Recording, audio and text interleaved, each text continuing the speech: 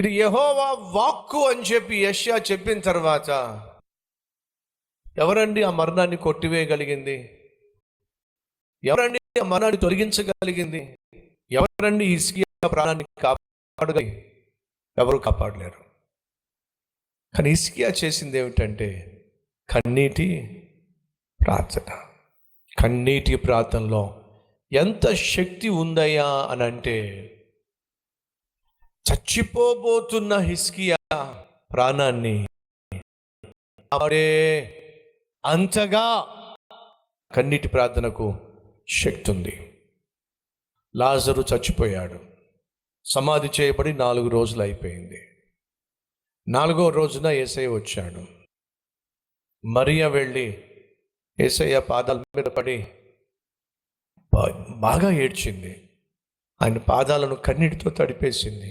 యేసయ్య, నువ్వు కానీ వచ్చి ఉన్నట్లయితే నా తమ్ముడు చచ్చిపోయేవాడు కాదయ్యా. ఏడ్చింది. మరియ ఏడుస్తూ ఉంటే యేసయ్య కూడా తట్టుకోలేకపోయాడండి. ఎంతగా ఏడ్చిందో ఆ ఏడుపు చూస్తే యేసయ్య కూడా తట్టుకోలేక యేసయ్య కూడా ఏడ్చేసాడటండి. ఎంత 11వ అధ్యాయము 33వ వచనము, యోహాను సువార్త 11వ అధ్యాయం 33వ వచనము. ఆమె ఏడ్చుటయు, ఆమెతో కూడా వచ్చిన యూదులు ఏడ్చుటయు యేసు చూచి కలవరపడి ఆత్మలో మూలుగుచ్చు అతనిని ఎక్కడ ఉంచితిరి అని అడుగగా, వారు ప్రభువా వచ్చి చూడమని ఆయనతో చెప్పిరి. యేసు ఏముంది? యేసు కన్నీళ్ళు విడిచెను. యేసయ్య కూడా ఏడ్చేశాడండి.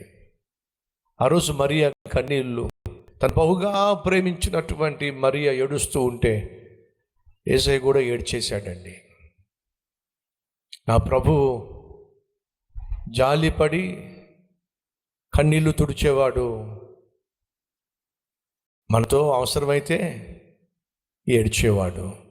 ఎంత అద్భుతమైన దేవుడండి మనం సేవిస్తున్న ప్రభు అయిన యేసుక్రీస్తు.